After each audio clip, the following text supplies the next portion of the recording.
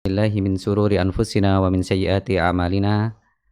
Man yahdihillahu fala mudhillalah wa man yudlil fala hadiyalah. Asyhadu an la ilaha illallah wa asyhadu anna Muhammadan abduhu wa rasuluh. Keluarga hijrah kaum muslimin dan muslimat rahimani wa rahimakumullah. Alhamdulillahirabbil alamin. Di edisi motivasi pagi spesial di pagi hari ini, di hari Kamis 17 Jumadal Akhirah 1443 Hijriah atau bertepatan dengan 20 Januari 2022 Masehi. Masya Allah, alhamdulillahirrabbilalamin, di kesempatan pagi hari ini kita kedatangan seorang tamu, seorang guru yang tentunya keluarga hijrah sebagian besar khususnya yang berada di Batam sudah mengetahui kedatangan beliau dan rangkaian dari daurah beliau sudah dimulai dari tadi malam di Masjid Jabal Rahmah.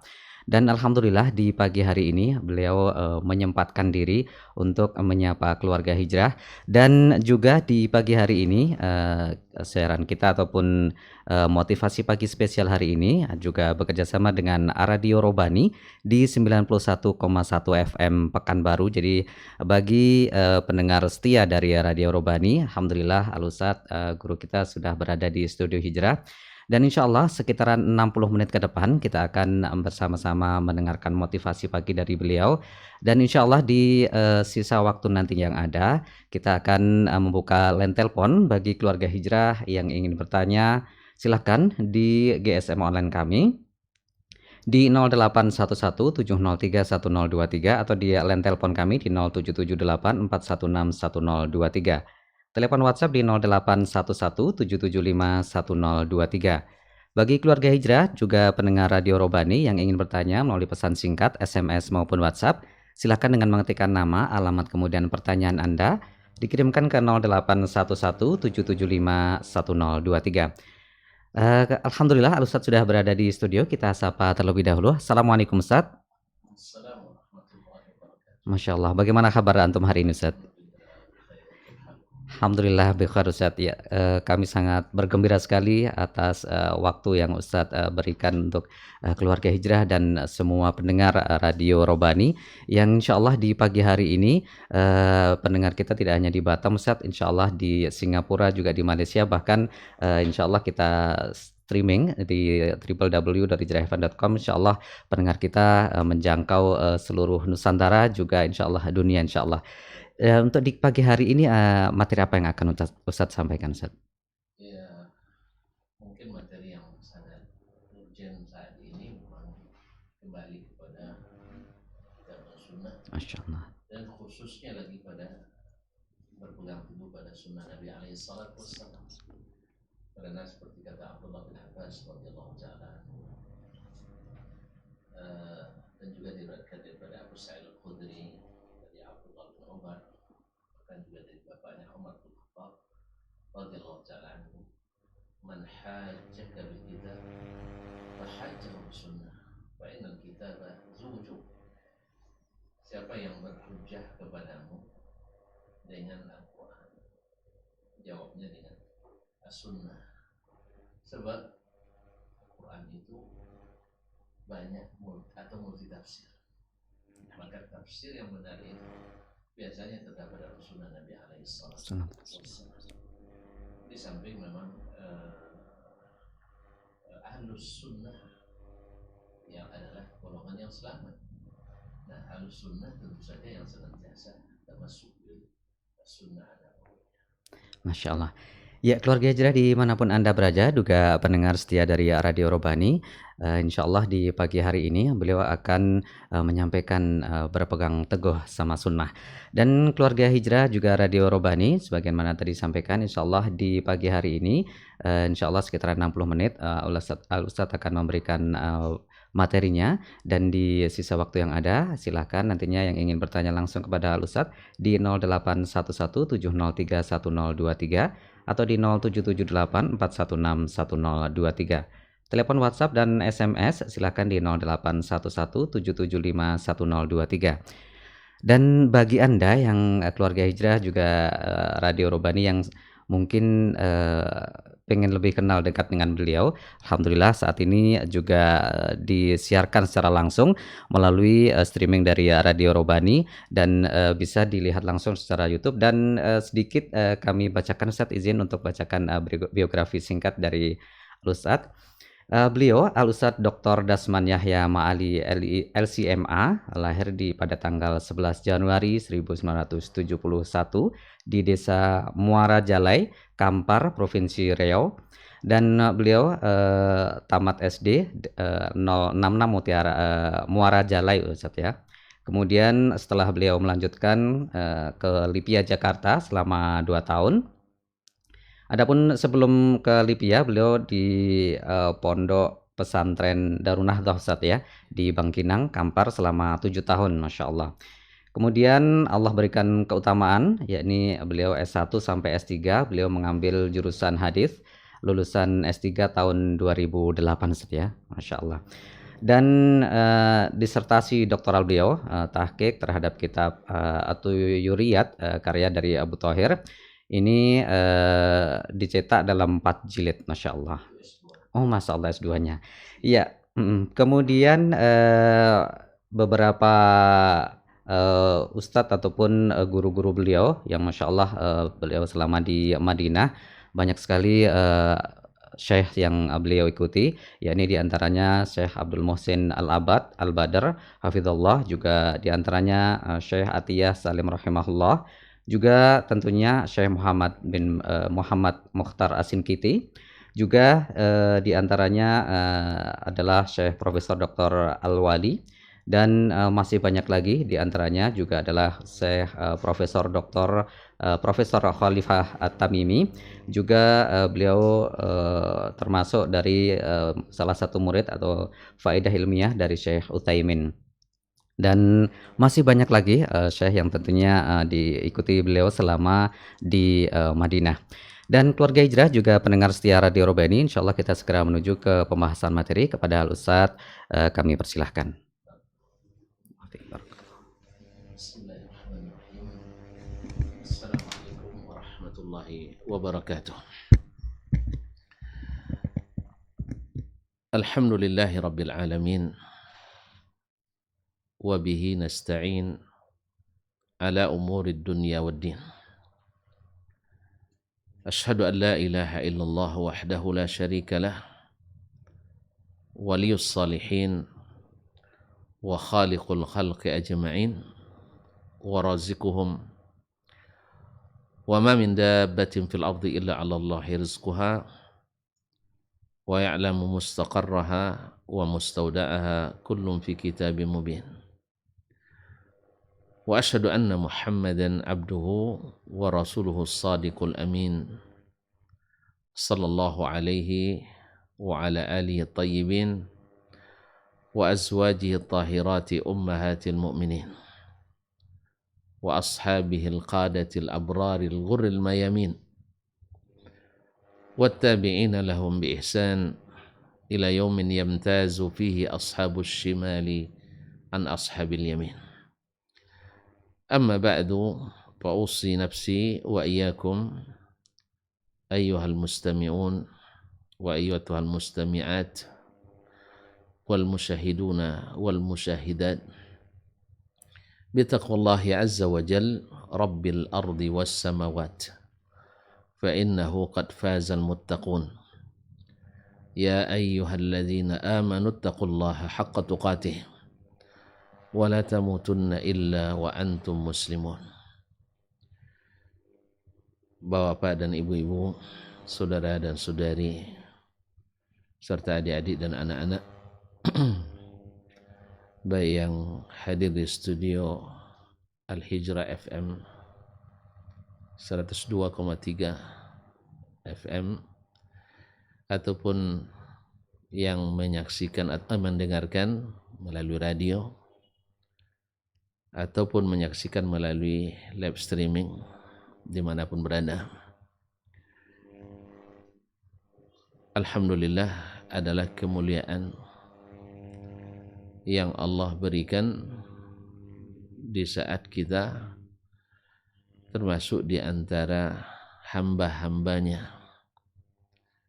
yang berdakwah mengajak kepada agama Allah tabaraka wa ta'ala. Wa man ahsanu qawlan mimman da'a ila Allah. Tidak ada yang lebih baik ucapannya dari orang yang berdakwah kepada Allah Subhanahu wa taala melalui berbagai fasilitas, sarana dan kemampuan yang Allah berikan. Dan semua itu pasti Allah hargai dengan nilai yang tinggi. Karena Nabi alaihissalatu wassalam mengatakan, la tahqiranna minal ma'rufi syai'an. Janganlah engkau menganggap ringan dan enteng atau meremehkan suatu pun kebaikan. Walau antalqa akhaka biwajhin talq atau taliq. Sekalipun hanya bertemu dengan saudaramu dengan wajah yang ceria. Nah, pagi ini keluarga hijrah yang mudah-mudahan senantiasa dirahmati Allah. Allah berikan pula kesempatan kepada saya untuk menyapa para keluarga hijrah dan juga pendengar setia Rabbani dimanapun berada, ataupun seluruh kaum muslimin dan muslimat, para ustadz, alim ulama, cerdik pandai, tokoh umat, tokoh masyarakat, tokoh adat, dan siapapun yang saat ini di depan radio atau di depan perangkatnya. Kita berdoa kepada Allah SWT, semoga tidak satu pun kata yang kita ucapkan kecuali Allah berikan bimbingan dan taufik. Karena yang maksum man asamahullah. Yang terjaga dari kesalahan itu hanya Allah. Hanya yang dijaga oleh Allah tabaraka wa ta'ala. Rabbi syrah li sadri wa yassir li amri wahlul 'uqdatam min lisani yafqahu qawli. Oleh itu kita bersyukur ke atas nikmat ini, mudah-mudahan diawali di sini dan berakhir di surga yang abadi. Amin. Ma'asyiral kiram, para pendengar, para pemirsa dimanapun berada, selawat dan salam tentu tak boleh kita tinggalkan untuk menghiasi setiap majelis kita. Karena seperti kata Imam Ibnul Qayyim rahimahullah dan selainnya, bahwa termasuk doa yang paling cepat diijabah adalah salawat dan salam kepada Nabi alaihissalatu wassalam. Kenapa tidak? Karena memang Allah sendiri yang melakukannya, diikuti oleh para malaikatnya, dan diperintahkan kepada orang-orang beriman kepadanya. Innallaha wa malaikatahu yusalluna 'alan nabi ya ayyuhalladzina amanu sallu 'alaihi wa sallimu taslima. Sesungguhnya Allah dan para malaikatnya berselawat kepada Nabi. Hai orang-orang beriman, maka ucapkanlah selawat dan salam kepadanya sebanyak-banyaknya, sesempurna-sempurnanya. Ma'asyiral mustami'in wal mustami'at wal musyahidin wal musyahidat. Kenapa kita banyak membicarakan sunnah? Dan kenapa kita harus berpegang teguh kepada as-sunnah? Pertama, kita memang semua kita pengikut Nabi Muhammad sallallahu alaihi wasallam mesti mengatakan mencintai Nabi alaihi salatu wassalam. Dan cinta itu selalu berbuah bahwa siapa yang mencintai mesti sering menyebut namanya. Nah, kita supaya sering menyebut nama Nabi alaihi salatu wassalam, maka kita harus sering-sering pula untuk mempelajari sunnahnya. Imam Ahmad rahimahullah, Al-Imam Al-Mubajjal Ahmad ibn Muhammad ibn Hanbal rahimahullah mengatakan, ahadzun nasi bi Rasulillah sallallahu alaihi wasallam ahlul hadis li'annahum kullama dzukira ismuhu sallu alaihi. Orang yang paling beruntung dengan Rasulullah sallallahu alaihi wasallam adalah ahlul hadis. yang senantiasa membaca, mempelajari dan mengamalkan hadis. Sebab apa? Setiap nama Nabi disebut, mereka pasti berselawat kepadanya. Dan sekali berselawat kepada Nabi, Allah balas langsung 10 kali. Man shalla alayya salatan sallallahu biha alaihi asyra. Siapa yang selawat kepadaku 1 kali, maka Allah membalas selawatnya 10 kali. Dan selawat dari Allah seperti dijelaskan oleh para ulama adalah ar-rahmatu wal maghfirah, rahmat dan ampunannya. Seolah-olah kita berdoa Allahumma ghfirli, Allahumma arhamni 10 kali, dan itu semuanya diijabah dan terwakili oleh 1 kali selawat kepada Nabi alaihi salatu wassalam. Ma'asyarul mustami'in wal mustami'at, keluarga hijrah yang dirahmati Allah Subhanahu wa taala. Kemudian as-sunnah atau at-tamassuk bil kitabi was sunnah adalah menjadi brandnya khusus ahlus sunnah wal jamaah, di mana kita dapatkan dalam kitab-kitab al-aqidah yang ditulis oleh para ulama as-sunnah, yang juga sering diberi nama dengan judul kitabnya as-sunnah. Kitab akidah disebut dengan as-sunnah karena memang di sunnahlah yang menentukan perbedaan siapa yang berkeyakinan sesuai as-sunnah dan siapa yang tidak berkeyakinan sesuai as-sunnah. Makanya para ulama as-sunnah menyebut ilmu akidah itu dengan ilmu as-sunnah.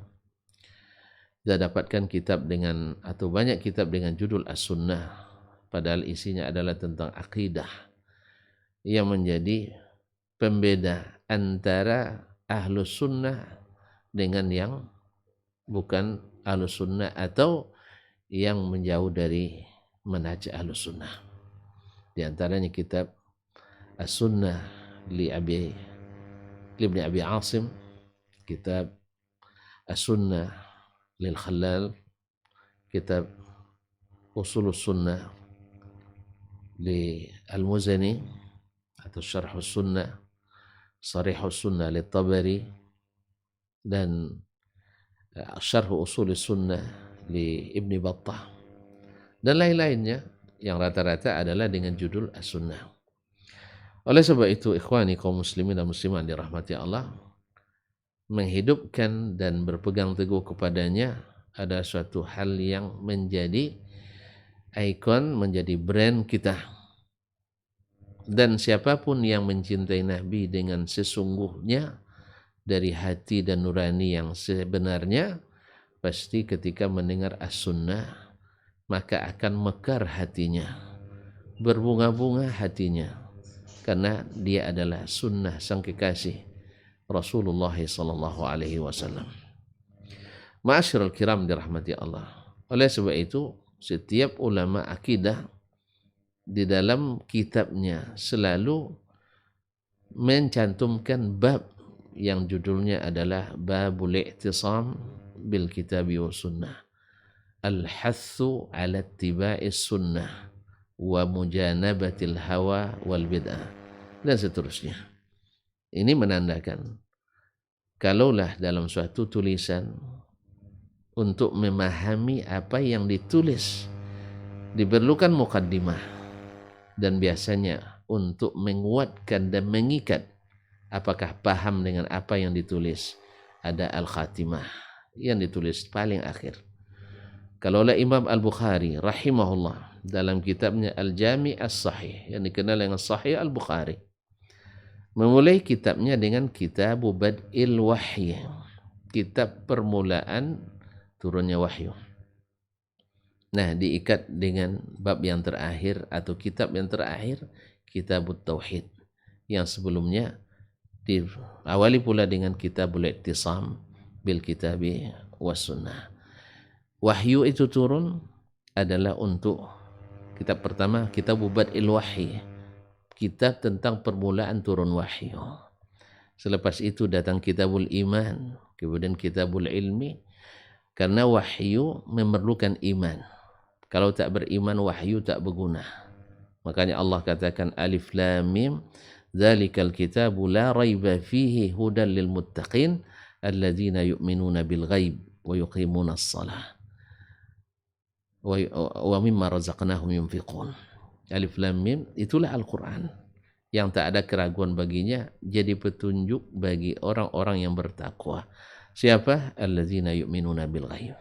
Imam Bukhari memulai dengan kitab Bad'il Wahyi, karena wahyu itu gaib. Nah, siapa yang sudah mulai dengan wahyu dan mau beriman kepadanya, maka akan terrealisasi at-tauhid yang merupakan tujuan utama dan pertama diutusnya para nabi dan rasul alaihimus salatu wassalam. Ma'asyiral kiram dirahmati Allah, walaqad ba'atsna fi kulli ummatin rasulan an ya'budullaha wajtanibut taghut. Sesungguhnya kami telah mengutus pada setiap umat itu seorang rasul untuk mengatakan u'budullah, beribadahlah hanya kepada Allah, wajtanibut taghut, dan jauhilah sembahan-sembahan selain Allah yang disebut dengan at-taghut. Ma'asyiral kiram yang dirahmati Allah Subhanahu wa taala. Nah, Al-Qur'an Allah turunkan dan Allah perkuat dengan Rasulullah sallallahu alaihi wasallam. Imam Asy-Syafi'i rahimahullah membagi sunnah Nabi dengan Al-Qur'an itu, posisi sunnah Nabi dari Al-Qur'an menjadi 3 bagian. Bagian pertama adalah ada dalam kitabullah secara nas, datang as-sunnah an-nabawiyah menguatkannya seperti yang ada dalam Al-Qur'an. Rinci seperti dalam Al-Quran. Ini misalnya dalam masalah tauhid, Allah rincikan dalam Al-Quran dan datang hadis persis seperti ada dalam Al-Quranul Karim. Maka keyakinan Ahlus Sunnah dalam berakidah mesti mengikuti apa yang ada dalam sunnah yang menguatkan apa yang ada dalam Quran. Kita ambil sebagai contoh. Misalnya Allah mengatakan bahwasanya dia di atas, Ar-Rahmanu 'alal arsy istawa. Nah, kita kumpulkan semua hadis-hadis dan sunnah-sunnah Nabi alaihi salatu wassalam sampai atharnya para sahabat yang menurut Imam Ibnul Qayyim rahimahullah lebih dari 2000 dalil tentang ini yang dinukil dari dalam dalil naqli dari Al-Quran, hadis Nabi, athar para sahabat, lebih dari 2000 dalil. Semuanya sepakat mengatakan hal yang sama. Nah, kalau kita ketahui ada yang berkeyakinan seperti itu, kita tuntut mendatangkan sunnah Nabi SAW yang menjelaskan, karena sesungguhnya ini masalah yang paling krusial dan paling utama. Ternyata tidak ditemukan kecuali dalil-dalil umum yang ada dalam Al-Quran, dan itulah sebabnya di muqaddimah tadi saya sebutkan bahwasanya barang siapa yang berhujjah kepadamu dengan Al-Quran, maka jawab dengan As-Sunnah, karena Al-Quran itu zujuh multi tafsir. Nah, Nabilah yang diutus Allah untuk menjelaskan tafsir tersebut. Masuk pada bagian yang kedua, yaitu ja'astis sunnah mufassiratan wa mufassilatan wa mubayyinah.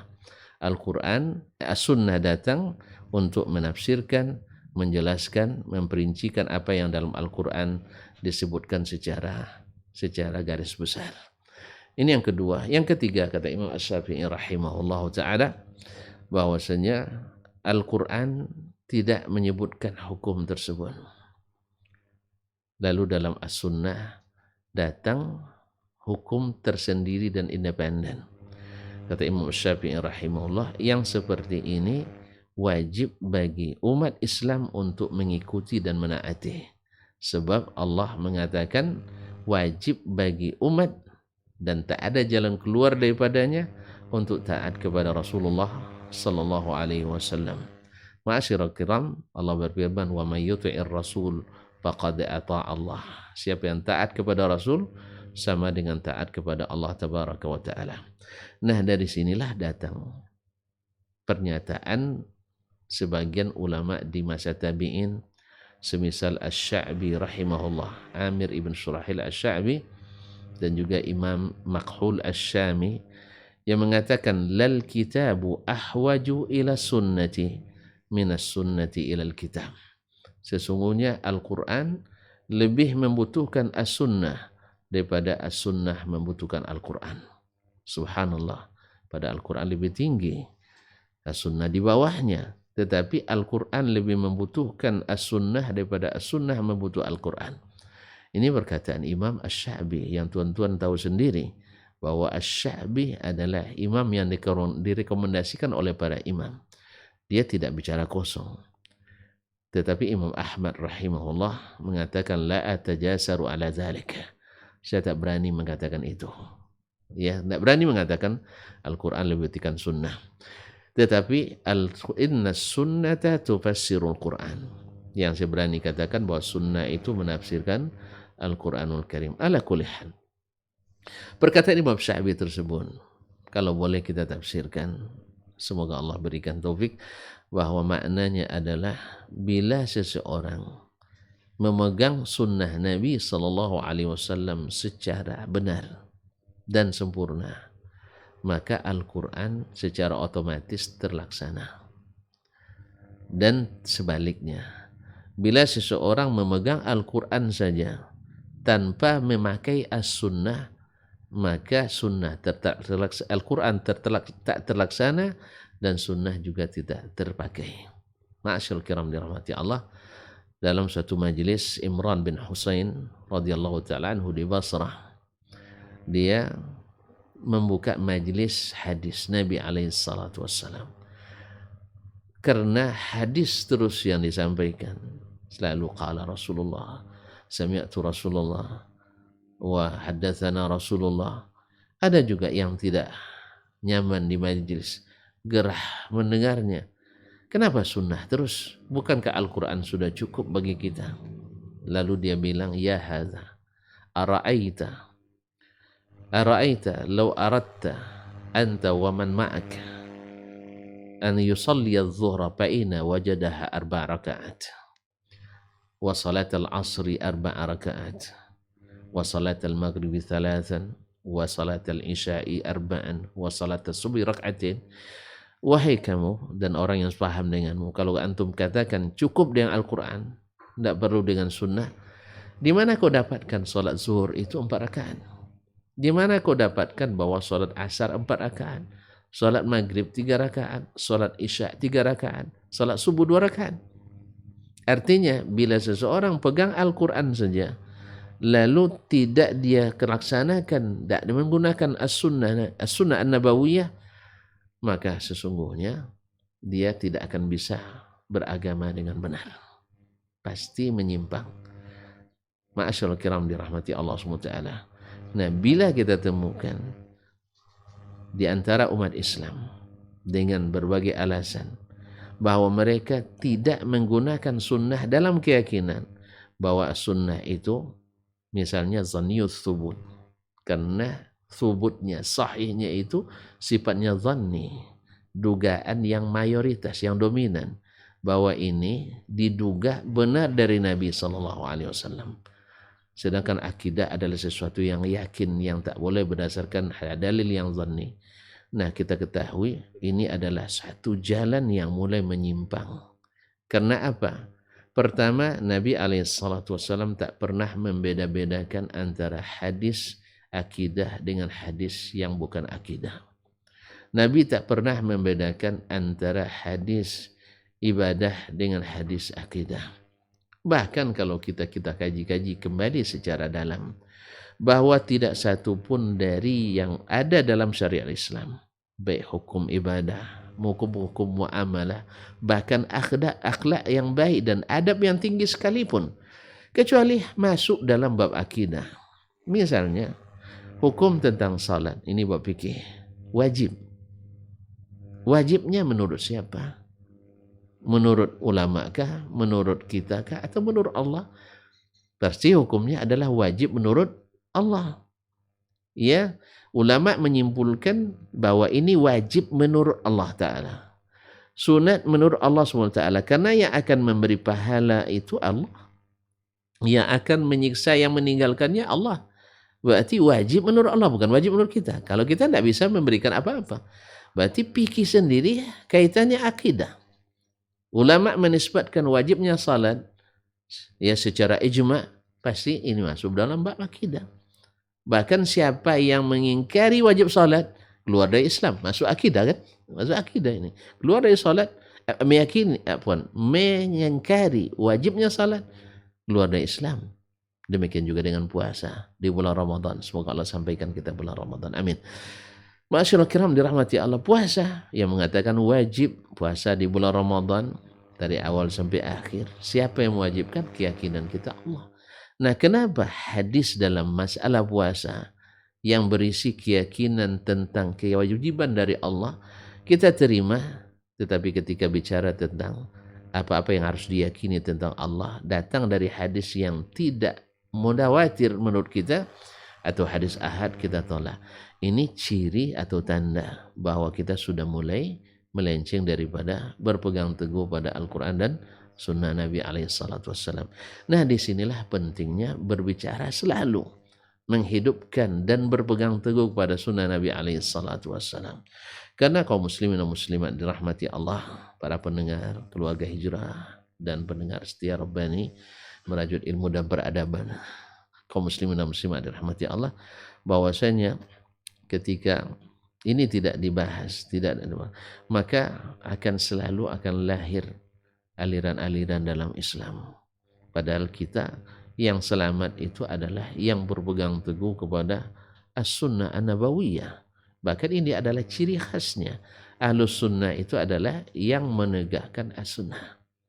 Mereka seperti kata Imam Al-Barbahari rahimahullah, la yu'rafuna illa bisunnah. Bahkan ini diriwayatkan daripada yang sebelumnya seperti Sufyan Ats-Tsauri, Sufyan ibn Uyainah, Sufyan Ats-Tsauri 161, Sufyan ibn Uyainah 198. Mereka mengatakan ahlus sunnah la yu'rafuna illa bisunnah. Nah, kalau ada yang membuat definisi-definisi baru bahwa ahli sunnah mesti seperti ini namanya di bab fikih, mesti seperti ini di bab akidah, mesti seperti ini di bab tasawuf, ini adalah tanda bahwa ada penyimpangan. Seperti yang kita sebutkan dalam kajian tadi pagi, bahwasanya awalnya agama Yahudi itu Islam, lalu mereka beri nama dengan agama Yahudi. Awalnya agama Nasrani itu adalah Islam, lalu diberi nama dengan agama Nasrani. Umat Islam sendiri juga hari ini sudah mulai membuat nama-nama baru terhadap Islam. Ada Islam lokal, ada Islam interlokal, ada Islam nasional, ada Islam transnasional, dan sebagai istilah-istilah semuanya. Padahal Allah hanya menamakan waraditu lakumul Islam Madinah. Al-Islam. Tidak ada Islam ini, Islam murni, Islam jamaah, Islam Nusantara, Islam Melayu, Islam Ocu, Islam Minang, Islam dan sebagainya. Islam itu semuanya sama. Inna dina indallah Islam. Di Batam Al-Islam, di Kampar Al-Islam, di Jawa Al-Islam, di Sumatera Utara Al-Islam, di Arab Al-Islam, di Eropa Al-Islam, di Afrika Al-Islam. Tidak ada Islam Afrika, tidak ada Islam Asia, tidak ada Islam Eropa. Al-Islam. وَمَنْ يَبْتَغِي غَيْرَ الْإِسْلَامِ دِينًا فَلَنْ يُقْبَلَ مِنْهُ وَهُوَ فِي الْآخِرَةِ مِنَ الْخَاسِرِينَ. Siapa yang mencari selain Islam sebagai agama, maka tidak akan diterima daripadanya, dan dia di akhirat menjadi orang-orang yang merugi. Ma'asyiral mustami'in wal mustami'at wal musyahidin wal musyahidat yang dirahmati Allah. Disinilah urgensinya untuk selalu mengajak umat kembali kepada as-sunnah an-nabawiyah, yaitu menggunakan as-sunnah sebagai alat utama kita memahami agama ini. Karena mohon maaf, dulu ketika masih di belajar dan waktu di pesantren dulu aktif mengikuti MTQ untuk di bidang cerdas cermat. Alhamdulillah untuk di Provinsi Riau dulu juara 1 berturut-turut 3 tahun dulu. Kemudian jadi utusan ke nasional di Yogyakarta. Nah, ada pengalaman yang selalu dimusabaqahkan di negeri kita ini, walaupun itu bukan tujuan, itu hanya sarana untuk memasyarakatkan, mensosialisasikan Al-Quran, adalah Al-Quranul Karim. Maka di saat bertemu dulu dengan mantan menteri, waktu itu masih menteri mendiang Bapak Maftub Basyuni, Iya pernah kita sampaikan dulu bahwa Pak, di Indonesia itu kenapa Al-Quran saja yang dimusabaqahkan? Kenapa tidak ada musabaqah hadis? Ya, kenapa tidak ada musabaqah hadis? Artinya apa? Al-Quran memang harus kita tinggikan, tapi hadis harus mengikuti Al-Quranul Karim. Sebab menyimpangnya pemahaman rata-rata karena menjauhi sunnah Nabi alaihissalatu wassalam. Di bidang akidah terjadi penyimpangan karena meninggalkan sunnah. Kalau Al-Quran dipakai dalilnya, dan hadis Al-Quran itu seperti kata Abdullah bin Abbas tadi, zuwujuh, yaitu multi tafsir. Ya, tetapi datanglah Al-Quran hadis menafsirkannya, atau bahkan Al-Quran sendiri menafsirkan. Seperti orang menafikan banyak sifat Allah Subhanahu wa taala, ya, yang diisbatkan oleh sunnah berdasarkan sunnah, berdasarkan dalil laisa kamitslihi syai'un. Tidak ada yang serupa dengannya. Padahal ujung ayat wa huwas samiul basir. Allah Maha mendengar dan Maha melihat. Kalaulah antum mengatakan Allah mendengar dan melihat, ya makhluk juga mendengar dan melihat. Nah, kalau seandainya takut tasbih, maka mendengar dan melihat harus ditolak berdasarkan kaidah logika tadi. Sebagaimana kalimat wujud, di antara sifat Allah wujud adalah ada, eksis, maka juga makhluk juga wujud dan eksis. Harusnya sifat ini juga ditolak berdasarkan kaidah akal tadi. Tetapi subhanallah, ada yang diterima, ada yang tidak. Dan ahlus sunnah menerima semuanya. Nah, kaum muslimin sedang pendengar dan pemirsa yang dirahmati Allah SWT, kenapa kita mesti, apakah kita mengikut sunnah ini pilihan? Atau hanya dia pilihan atau sebagai suatu kewajiban? Maka kaum muslimin dan muslimat dirahmati Allah SWT, sesungguhnya mengikuti sunnah tadi sudah kita sampaikan, kata Imam Syafi'i tadi, tidak pilihan.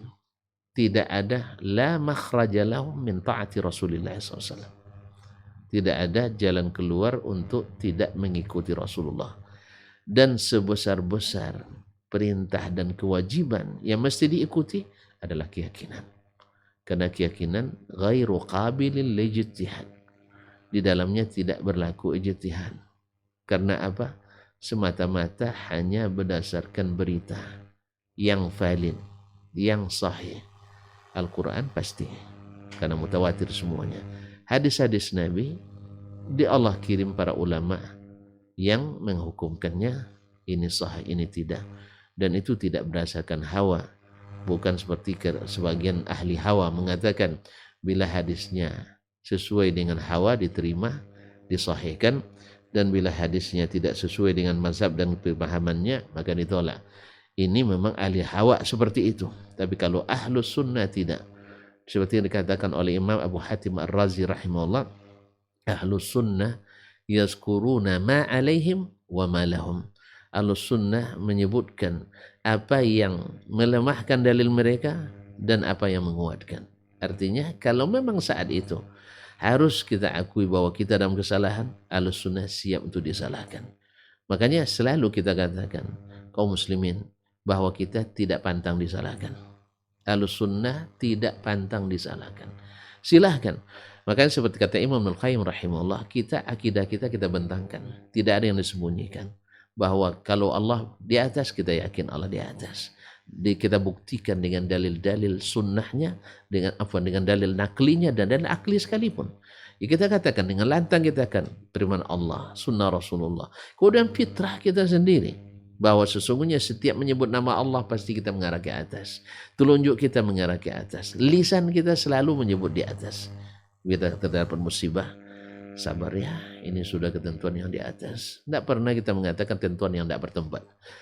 Ya, cuma dalam sebagian pelajaran kita mempelajari bahwa Allah tak boleh bertempat. Kalau bertempat sama dengan makhluk. Kita tidak pernah mengatakan Allah bertempat. Allah tidak berjisim, kita juga tak pernah mengatakan Allah berjisim. Tetapi kita imani sesuai dengan apa yang datang dalam Al-Quran dan sunnah Nabi alaihissalatu wassalam. Ma'asyiral kiram dirahmati Allah. Maka mengikuti sunnah dalam bab seperti ini hukumnya bukan pilihan, tapi ada kewajiban. Banyak dalil yang mengatakan itu dalam Al-Quran dan sunnah Di antaranya Allah SWT berfirman dalam surah Ali Imran 103, wa'tasimu bihablillahi jami'an wa la tafarraqu. Berpegang teguhlah kalian dengan tali agama Allah semuanya, jangan bercerai-berai. Nabi SAW, beliau sendiri diperintah Allah berpegang teguh. Fastamsik billazi uhiya ilaika innaka ala siratin mustaqim. Muhammad, berpegang teguhlah kepada apa yang diwahyukan kepadamu. Lihat, bukan kepada apa yang kau pandang atau apa yang engkau berpendapat, tapi ma uhiya ilaika. Pegang teguhlah apa yang diwahyukan kepadamu. Jadi Nabi kita alaihissalam juga tidak mengada-ngada. Beliau mengikuti wahyu. Ittabi' ma uhiya ilaika wa la tattabi' ahwa'ahum allazina la ya'lamun. Ikutilah yang diwahyukan kepadamu, jangan ikuti hawa nafsu orang-orang yang tidak berilmu. Karena apa alasannya? Innaka ala siratal mustaqim. Karena engkau berada di atas jalan yang lurus, jalan Nabi. Nabi membuat atau menggaris satu jalan, garis besar di tanah waktu itu.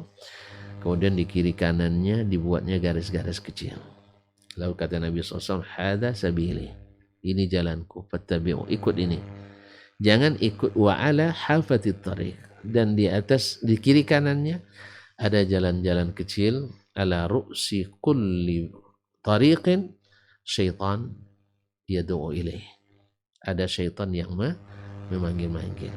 Dan ulama lain dikatakan bahwa ini alai sitarun murkha, yaitu ada sitar-sitar yang transparan, yaitu penutup-penutup yang transparan. Siapa yang masuk ke dalamnya siapa yang menolehnya akan masuk ke dalamnya. Maka Nabi SAW mengatakan bahwa jalan yang hak itu hanya satu. Sebagaimana juga dalam hadis nanti, umat ini akan terpecah menjadi 73 golongan yang semuanya potensi masuk neraka kecuali satu. Ditanyakan oleh sahabat, siapa mereka?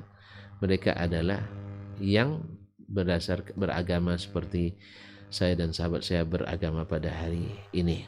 Dan sahabat alaihim ridwanullah tak pernah beragama kecuali dengan mengikuti sunnah Nabi alaihi salatu wassalam. Makanya ketika kita mendefinisikan siapa ahlus sunnah, maka kita tidak ragu mengatakan bahwa mereka humus sahabah.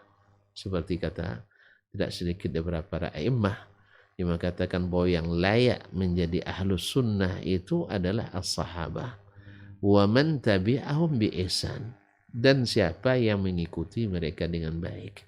Karena apa? Mereka yang dapat rekomendasi jalan yang selamat, yang juga diberitakan oleh Nabi, mereka yang jalan yang selamat, yang mengikuti sunnah Nabi alaihissalatu wassalam. Kaum muslimin sedang jemaah yang dirahmati Allah Subhanahu wa taala. Kemudian kita juga disuruh Allah SWT dalam surah Al-A'raf ayat 3, ittabi'u ma unzila ilaikum min rabbikum wa la tattabi'u min dunihi awliya qalilan ma tadhakkarun. Ikutilah apa yang diturunkan kepadamu dari Rabbmu. Jangan ikuti selain itu. Karena selain itu bukan jalan Allah tabaraka wa taala.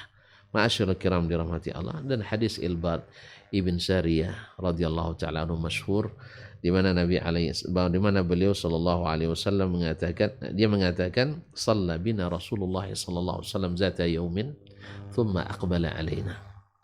Nabi sallallahu alaihi wasallam suatu hari salat bersama kami, kemudian menghadap kepada kami. Fawa'adhana mau'izatan balighah. Lalu Nabi sallallahu alaihi wasallam menyampaikan nasihat kepada kami, nasihat yang sangat berkesan, balighah, yang sangat mendalam. Wajilat minhal uyun, atau zarafan minhal uyun, wa wajilan minhal qulub. Menyebabkan air mata tak terbendung, hati kami bergetar. Faqala usikum, kata sahabat, ya Rasulullah, ka'annaha mau'izatun muwaddih. Ini seolah-olah nasihat orang yang akan berpisah, nasihat perpisahan. Fa'ausina, maka berilah wasiat kepada kami. Allah, kaum muslimin sedang jemaah yang dirahmati Allah. Yang namanya wasiat itu biasanya yang paling penting. Makanya orang selalu mengatakan wasiat itu harus diutamakan. Ada orang meninggal, ayah, ma, dan siapapun, kita akan lihat apa wasiatnya. Sebelum dibagi, pasti wasiat yang akan ditanyakan dulu. Kemudian utangnya. Nah, kita takut tidak melaksanakan wasiat orang tua kita.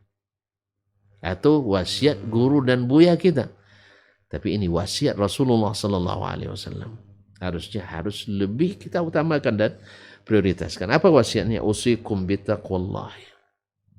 Saya wasiatkan kalian untuk bertakwa pada Allah. Wassam'i wat ta'ah. Mau mendengar dan mau taat.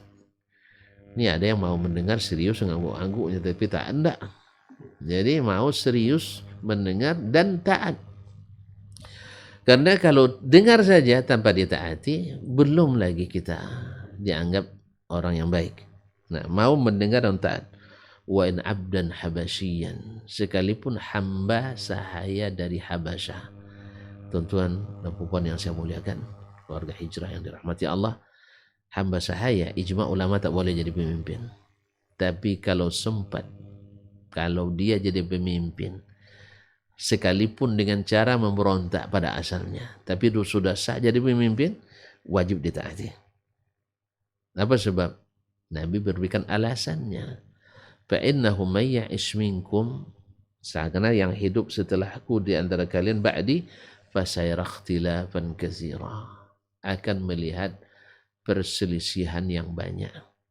Nah, salah satu untuk meredam perselisihan sebenarnya adalah asam wa ta'ah, yaitu mau mendengar dan mau taat kepada wali al-amr, karena stabilitas akan terjaga. Oleh sebab itu maka kita berkepentingan selalu berdoa semoga Allah salihkan para pemimpin kita, dijauhkan dari segala fitnah baik syubhat maupun syahwat. Ma'asyarul kiram dirahmati Allah, sampai-sampai Imam Ahmad mengatakan dan juga dari Fudail bin Iyad, andainya saya tahu ada doa saya yang mustajab, maka saya berikan untuk pemimpin kaum muslimin. Padahal mereka adalah orang-orang yang sangat wara, tidak mau dekat-dekat dengan penguasa. Tetapi doanya ikhlas. Jadi dekat-dekat itu belum tentu hatinya dekat. Yang dekat-dekat itu kadang karena ada manfaat dan mau sesuatu di dalamnya.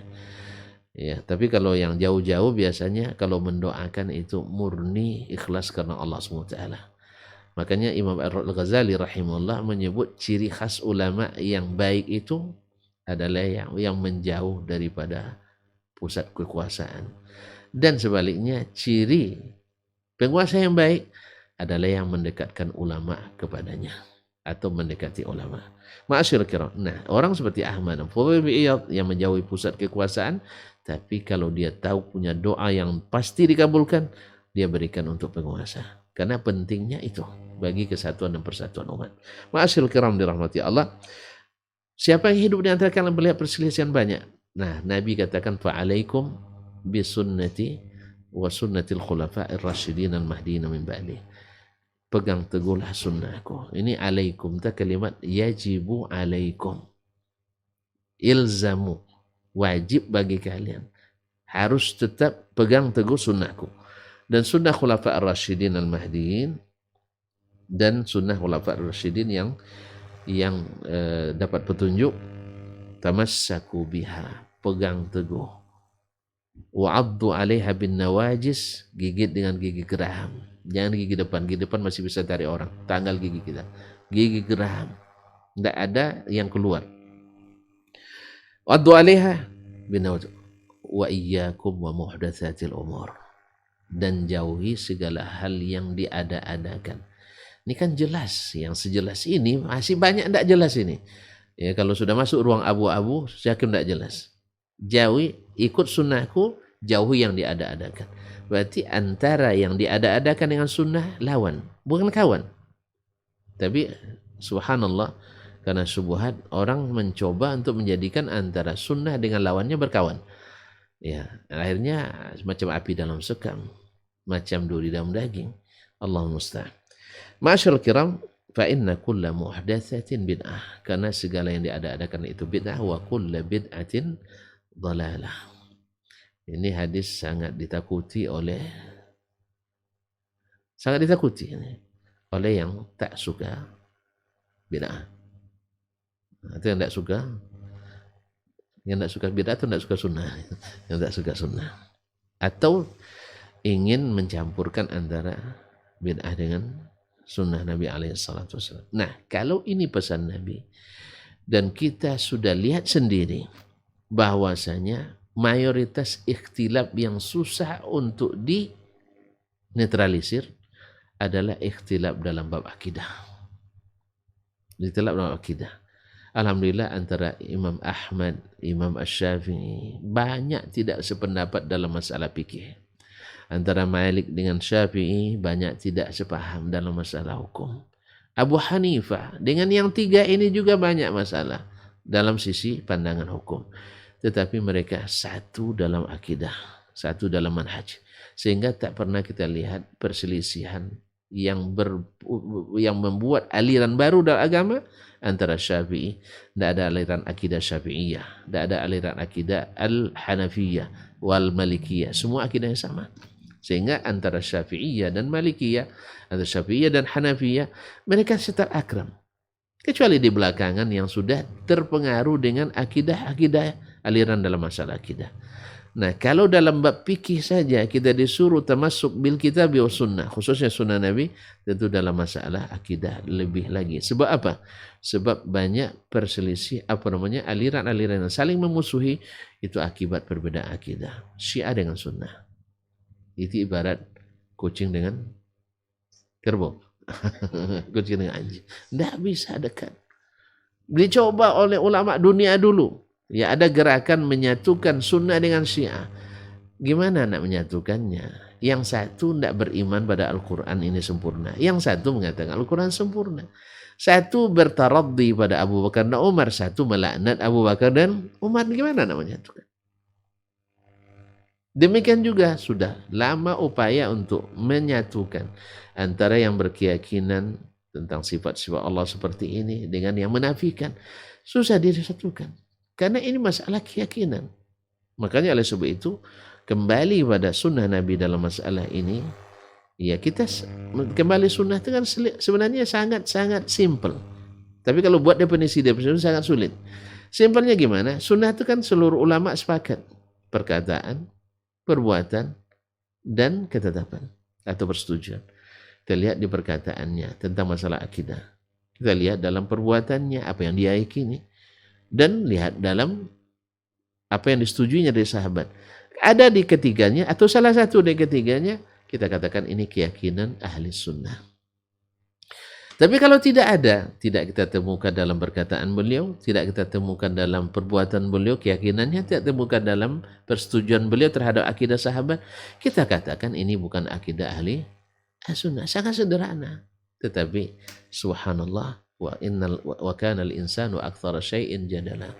Manusia memang suka banyak berdebat. Oleh itu kaum muslimin dan muslimat sedang jemaah, para pendengar, para pemirsa yang dirahmati Allah, maka berpegang teguh kepada sunnah, khususnya di masa-masa seperti ini, memang sulit tetapi itu selamat. Memang berat tetapi itu kesuksesan luar biasa. Bahkan di masa-masa seperti yang sulit tersebut, pahalanya semakin besar, dan mudah-mudahan Allah SWT membuat kita orang-orang berjiwa besar. Wallahu ta'ala alam. Barangkali karena waktu yang membatasi, hanya ini yang dapat kita sampaikan. Mudah-mudahan bermanfaat dan jauh dari segala hal yang mendatangkan mudarat. Amin ya rabbal alamin. Saya ucapkan terima kasih kepada manajemen Al-Hijrah 102,3 FM, dan terima kasih kepada para pendengar, dan terima kasih kepada kru yang bertugas, dan kepada semua yang punya andil dan sebab terjadinya pertemuan ini. Wallahu ta'ala alam wa sallallahu ala nabiyyina Muhammadin wasallam.